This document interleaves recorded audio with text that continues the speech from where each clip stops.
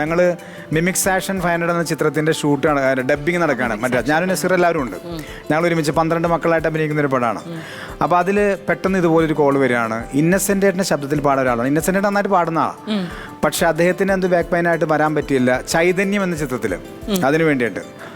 അപ്പോൾ ബാലുഗിരി എന്ന് പറഞ്ഞ ഡയറക്ടറാണ്. അപ്പോൾ ലൊക്കേഷനിലൊക്കെ തമാശ പറയുന്ന സമയത്തൊക്കെ മൂളിപ്പാട്ട് പറഞ്ഞ് ഞങ്ങൾ കുറച്ച് പേരാ. പുള്ളി ആ ഒരു വിശ്വാസത്തിലാണ് എന്നെ വിടുന്നത്. അവിടെ ചെന്ന് നോക്കിയപ്പോൾ ഒരു പുലി, രവീന്ദ്ര മാഷ്.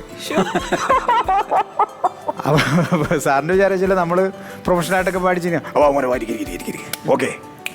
അങ്ങനെ ആ പാട്ടിന് ട്യൂൺ തരികയാണ്. അപ്പം ഞാൻ എന്തായാലും പെട്ടു. ഒന്നില്ലെങ്കിൽ മരണം, അതല്ലെങ്കിൽ പാടി രക്ഷപ്പെടുക എന്നുള്ളതാണ്.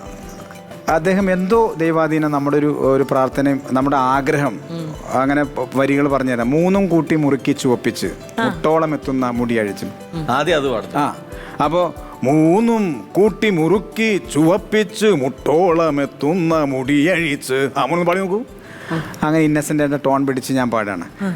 മൂന്നും കൂട്ടി മുറുക്കി ചുവപ്പിച്ച് മുട്ടോളം എത്തുന്ന മുടിയഴിച്ച് തിത്തൈ തുള്ളുന്ന മൂവന്തി പെണ്ണിന് മുതുകിലുങ്ങണ പൂത്താലി എന്തമ്മേ പത്തരമാറ്റുള്ള പൂത്താലി.